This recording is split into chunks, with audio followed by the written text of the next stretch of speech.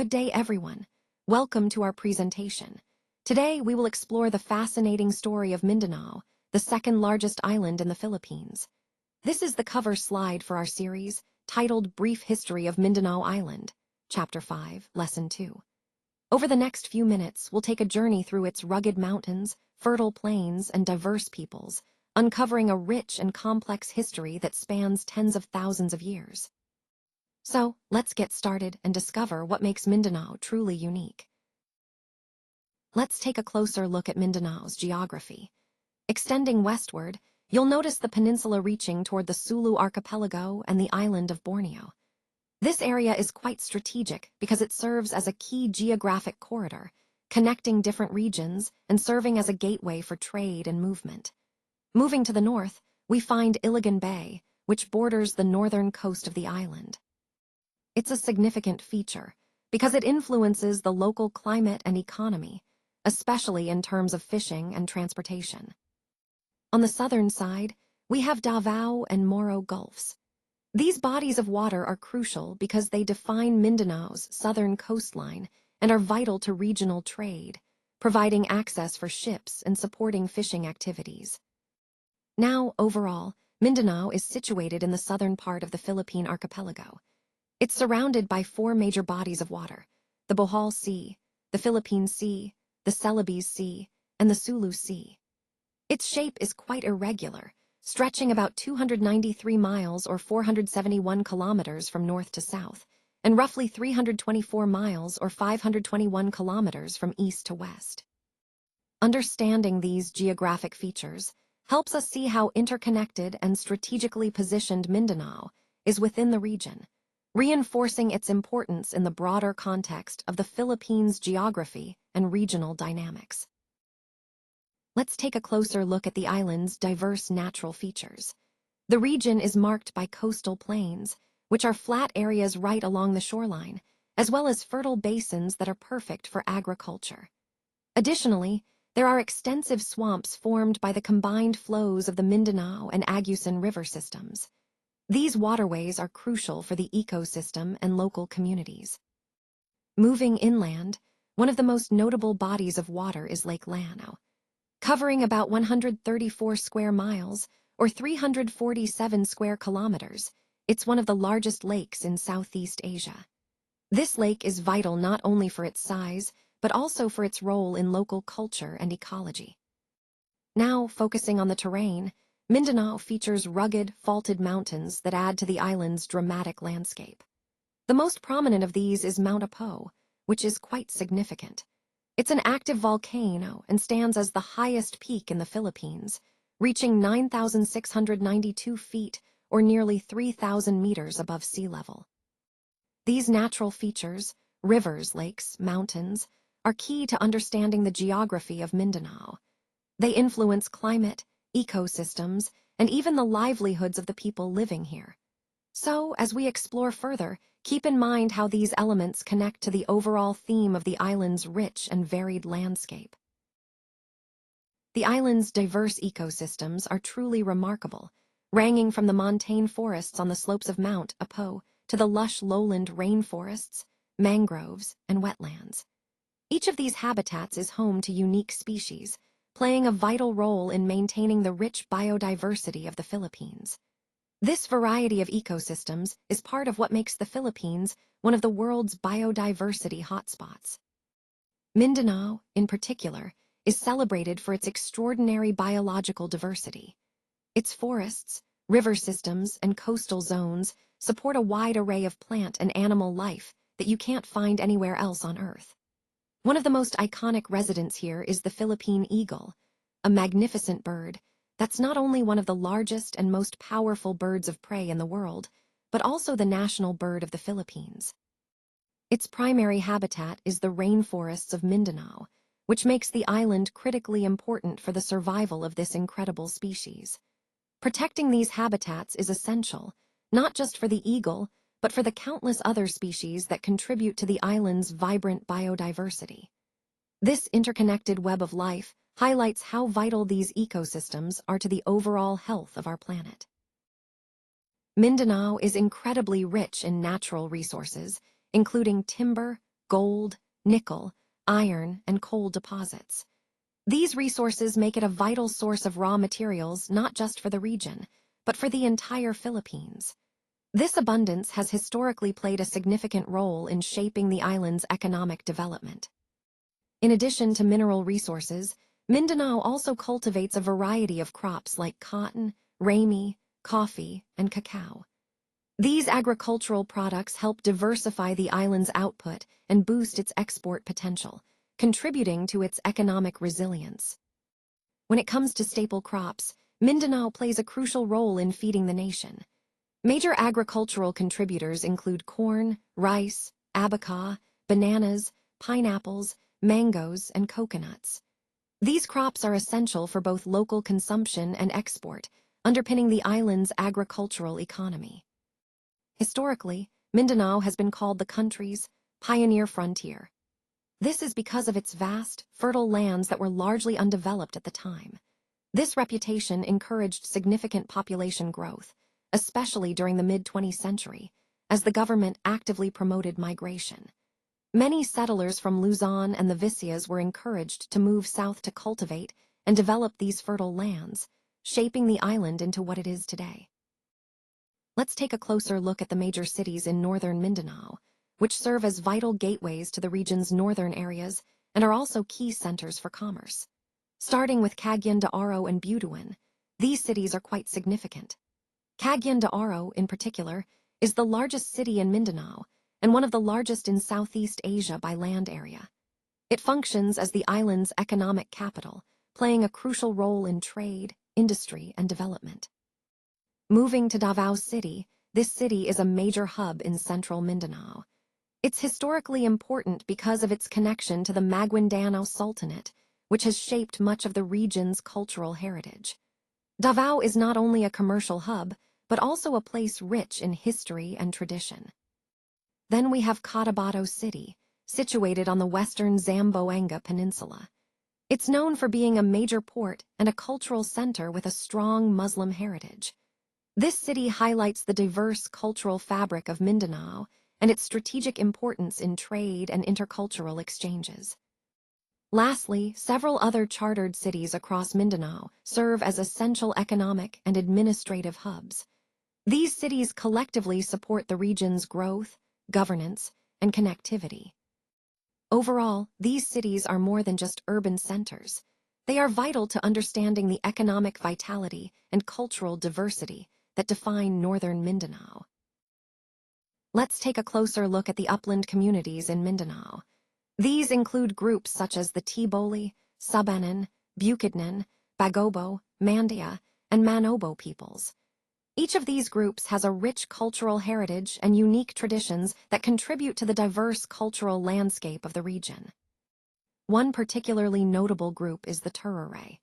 They are especially interesting because their religious practices are a blend of Christianity, Islam, and their indigenous beliefs.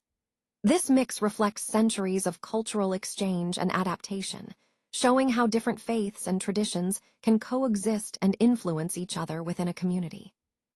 Moving on to the Moro, which is a term that refers to several groups including the Maguindanao, Marano, Ilinan, and Sangal. Collectively, these groups are known as the Moro, and they have a deep-rooted presence across western and southwestern Mindanao. Their identity is closely tied to their Islamic faith and the Sultanate tradition, which has historically played a significant role in their social and political organization. Overall, Mindanao is home to the largest concentration of ethnic minorities in the Philippines. You see a rich mosaic of peoples here: Muslim groups, upland indigenous communities, and groups with their own unique religious blends. This diversity is a testament to the complex history and cultural richness of Mindanao, making it a truly fascinating part of the Philippines to explore. 1990, the autonomous region of Muslim Mindanao was officially established, covering a significant part of western and southwestern Mindanao. This included not only the mainland areas, but also nearby islands like Tawi-Tawi and Jolo, which are rich in cultural heritage. One of the most iconic symbols of Moro culture is the Crease dagger. This isn't just a weapon. It has deep spiritual and cultural significance, representing honor, identity, and heritage for the Moro people. Moving to craftsmanship, Islamic culture's influence is vividly seen in the island's renowned brassware. For generations, Moro artisans have passed down their skills, creating intricate decorative and functional objects that reflect their artistic and religious identity. And speaking of identity, Mindanao's unique cultural and religious landscape is shaped heavily by Islam. You can see this influence everywhere, from the numerous mosques dotting the landscape to the rich traditions, arts, and crafts that are deeply embedded in daily life. All of these elements together highlight how Islam is a core part of Mindanao's distinct cultural identity. This slide highlights the deep linguistic and cultural connection that defines the Moro identity and how it is woven into the very fabric of Mindanao's existence. From its name to its geography, governance, and people, these elements are all interconnected. The Maguindanao Sultanate was actually the most powerful political entity in Mindanao before colonial times. Its influence was so significant that its name became almost synonymous with the entire island itself. Now, if we look at the name Mindanao, it's derived from the Maguindanaons, the people of the largest historical sultanate in the region. The word Maguindanao means people of the floodplain or people of the lake. This reflects the geographic reality of the area, which is characterized by fertile river basins and Lake Lanao, the heartland of Maguindanao territory.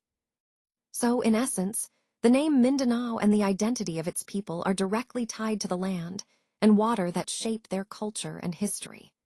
This etymology underscores the profound connection between the Moro people and their environment, reinforcing the overall theme of identity rooted in history, geography, and culture. Let's take a closer look at Mindanao's early history. Around 1500 BC, the arrival of Austronesian peoples marked a significant turning point. They brought with them new languages, farming techniques, and cultural traditions that reshaped the island's identity. These migrations laid the foundation for the diverse communities we see today.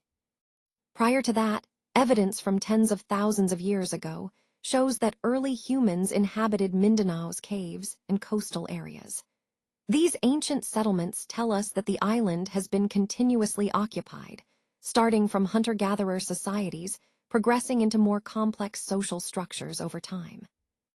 Fast forward to the late 16th century, the first contact with Spanish colonizers sparked a long period of conflict and resistance. This encounter marked a new chapter in Mindanao's history, influencing its social and political landscape for centuries to come. Additionally, in the 13th century, Islam began spreading through Arab traders from present-day Malaysia and Indonesia.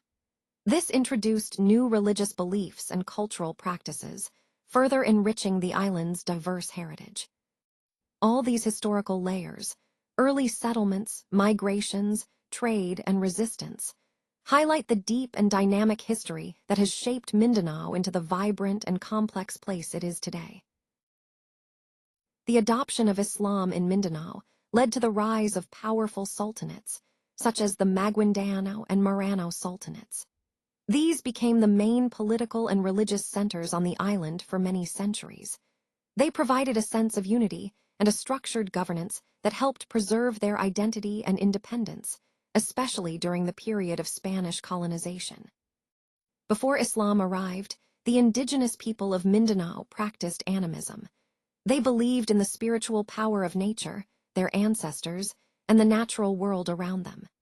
These communities were mostly autonomous, living in small groups without a centralized government. Instead, they were led by local chieftains and followed tribal customs that guided their way of life. Islam spread to Mindanao in the 13th century, mainly through Arab traders. These traders came from what we now call Malaysia and Indonesia, but they weren't just merchants. They also acted as missionaries. They introduced the Islamic faith, along with its laws and cultural practices, to the local populations. This was a significant development that shaped the region's history and identity, connecting Mindanao to the broader Islamic world. The ongoing conflicts between the Spanish, Moro sultanates, and native tribes have fundamentally shaped Mindanao's history. These struggles created a legacy of resistance and a distinct identity that still persists today.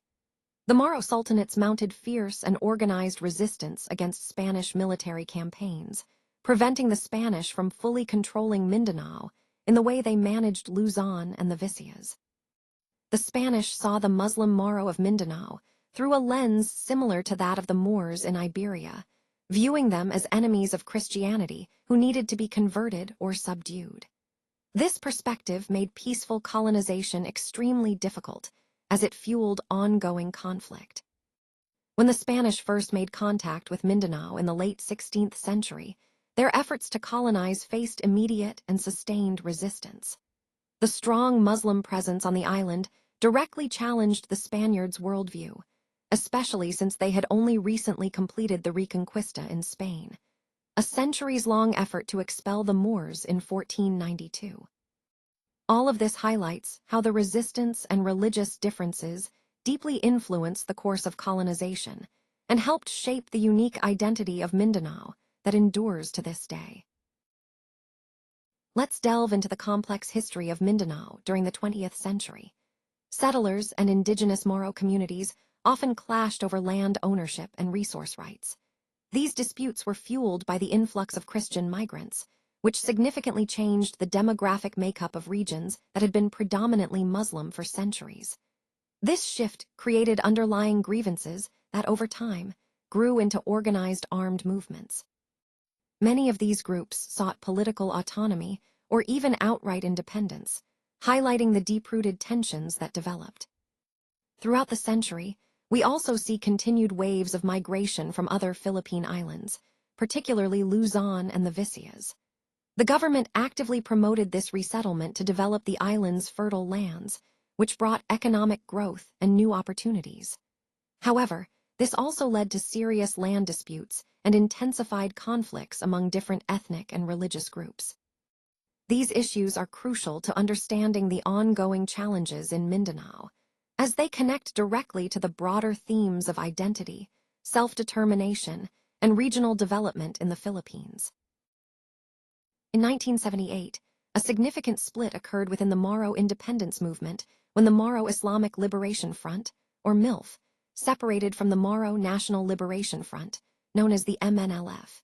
This split was primarily driven by ideological differences, specifically, their goals and methods of fighting for Moro rights. While the MNLF eventually shifted towards seeking negotiated autonomy, the MILF took a different path. They maintained a more explicitly Islamic ideological stance and continued armed resistance for many years. Interestingly, the MILF grew to be the larger of the two organizations, reflecting the stronger emphasis on Islamic identity and militant activism. This division highlights how differing visions for the Moro struggle shaped the course of their fight for self-determination. So, over the decades, we see that conflict in the region gradually shifted towards peace negotiations between the Philippine government and the Moro armed groups. These efforts were crucial in moving towards a more peaceful and autonomous future for Muslim Mindanao. One of the key milestones was the establishment of the Autonomous Region in Muslim Mindanao, or ARMM, in 1989. This was a significant step because it gave the region a level of political autonomy that hadn't existed before. Later, in 2014, the Comprehensive Agreement on the Bangsamoro, or CAB, was signed. This agreement laid down the framework for transitioning into the Bangsamoro Autonomous Region in Muslim Mindanao, or BARMM. You can think of it as a roadmap for greater self-governance and peace. Looking further back, the Moro Islamic Liberation Front, or MILF, was founded in 1978, seeking independence, while the Moro National Liberation Front, MNLF, was established earlier in 1969 with similar goals. Over time, these groups shifted from demanding outright independence to negotiating for greater autonomy, which is what we see reflected in the agreements and regional structures.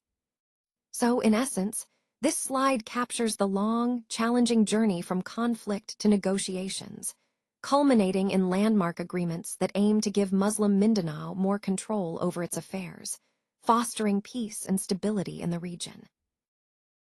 As we conclude, I want to highlight the incredible economic potential of Mindanao. It's rich in agricultural land, abundant mineral resources, and home to growing urban centers that drive progress. This makes Mindanao a vital engine for the Philippine economy, with ample room for sustainable development that benefits everyone. When we look at its natural landscape, from the towering heights of Mount Apo to the serene shores of Lake Lanao and the lush rainforests teeming with biodiversity, it's clear that Mindanao's natural beauty is truly among the most spectacular in the Philippines. These natural resources are not only breathtaking, but also fundamental to the region's growth and sustainability. Culturally, Mindanao is uniquely diverse. It hosts the largest concentration of ethnic minorities in the country, creating a vibrant mosaic of Muslim, indigenous, and Christian communities. This rich cultural fabric makes Mindanao one of the most culturally rich regions in Southeast Asia, contributing to its unique identity and resilience. Despite facing historical challenges, such as colonial conflicts, land disputes, armed insurgencies, and interethnic tensions, Mindanao has remained resilient. It continues to be a region of extraordinary diversity, natural beauty, and immense economic potential. It embodies the spirit of hope and progress, and its future remains bright as it harnesses its unique strengths. In summary, Mindanao today stands as a testament to diversity, beauty, and potential, an integral part of the Philippine story that continues to evolve and thrive.